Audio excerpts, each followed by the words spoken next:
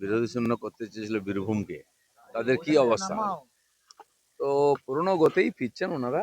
কি আছে, যে রাজনীতিটা মমতা ব্যানার্জি করতেন, আমাকে মেরেছে বলে রাস্তায় গড়াগড়ি দেওয়া, আমাকে ধমকেছে বলে বিধানসভা ভেঙে গুঁড়িয়ে দেওয়া, ঠিক একইভাবে আমাকে আঙুল দেখিয়েছে আমি রাস্তায় দাঁড়িয়ে চিৎকার করব, আমি রাস্তায় গড়াগড়ি দেবো, আমাকে এই করেছে, আমাদের না কথা শোনেনি, আমরা এই করব। মমতা ব্যানার্জি এখনো সেই মিথ্যা কথা লোককে খেপাচ্ছেন।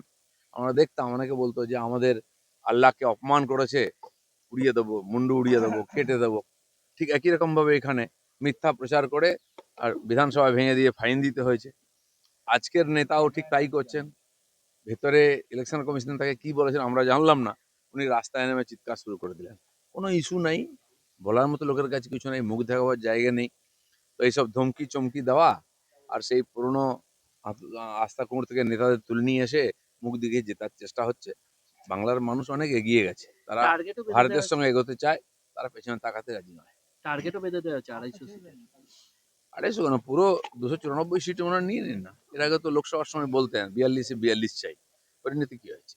তো সেই জন্য দেখুন এবারে যতক্ষণ না ভোট হচ্ছে, রেজাল্ট হচ্ছে, এরকমই চলবে যেভাবে ইলেকশন কমিশন টাইট দিচ্ছে এসআইআর এর মাধ্যমে। তারা বলেছিল একটা নামও বাদ দিতে হবে না, তাদের সামনে 58 লক্ষ নাম বাদ গেছে, চলছে এখনো এক্সারসাইজ। আগামী দিনে সবাই দেখতে পাবে কি হবে। অভিষেক বন্দ্যোপাধ্যায় বলছেন বিজেপিকে কোনোভাবে মাথাচাড়া করতে দেওয়া যাবে না, কোনোভাবে মাথা তুলতে দেওয়া যাবে না। ভোটের আগেই বিভিন্ন জায়গায় বিজেপি নেতাকর্মীদের ধরে ধরে মারধর করা হচ্ছে। বিজেপি তো এই ধরনের সংঘর্ষের মাধ্যমে এগিয়েছে, মারা খুন করা কেস দেওয়া আগেও দিয়েছে, আর কি করবে? মাথা ছাড়া দেবে না বলতে বলতে প্রধান বিরোধী দল হয়েছে বিজেপি, তার জন্য আমরা বলিদান দিয়েছি। আমাদের কর্মীরা আগামী দিনেও বলিদান দিতে চাই, কিন্তু বাংলার পরিবর্তন করে আমরা ছাড়বো। অমর্ত্য সেনকে নোটিশ পাঠানো হয়েছে খসড়া তালিকার পর, আজই রাতে কি বলবো? যেখানে নামের কোনো ভুল আছে, কিছু আছে, বা যারা ভোট টোট দেন না বহুদিন ধরে, সেই সব তারা যারা অনিয়মিততা দেখেছে, সেখানকার লোক দেখে করছে না, নাম দেখে করছে, ওরা পাঠিয়ে দিচ্ছে। আর বয়স্ক মানুষ যদি কেউ থাকেন, আমার তো বক্তব্য হচ্ছে তার বাড়ি গিয়ে ভেরিফিকেশন হওয়া উচিত।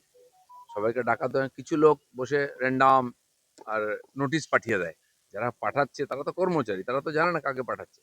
কিন্তু বিশেষ ক্ষেত্রে নির্বাচন কমিশনে দেখা উচিত, কোনো সমস্যা থাকলে বাড়িতে গিয়ে সংশোধন করে নেওয়া উচিত। চলতি মাসে সিঙ্গুরে প্রধানমন্ত্রীর সভা।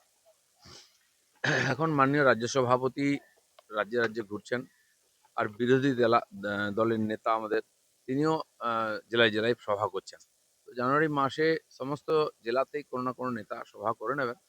আর মাঝখানে মাঝখানে মাননীয় মোদিজি, মাননীয় অমিত শাহজি তারাও আসবেন, মাননীয় জগৎ প্রসাদ নাড্ডা আমাদের প্রেসিডেন্ট তিনিও আসছেন। তো বিভিন্ন প্রোগ্রামে সাধারণ কর্মীদের এবং সাধারণ মানুষ পর্যন্ত পৌঁছানোর চেষ্টা এই মাসে আমরা করছি। দিলীপ ঘোষের মুখে মন্ত্রী হওয়ার ইচ্ছা প্রকাশ করছে জনসভায়। অনেকে বুঝতে পারেনি দিলীপ ঘোষ কি চায়, এখনো দিলীপ ঘোষকে বুঝতে সময় লাগবে। আমি বলেছি আমরা পরিবর্তন করছি, আমরা এখানে সরকার গঠন করব, মন্ত্রী মুখ্যমন্ত্রীও হবে এবং মানুষের জীবনের পরিবর্তন করব।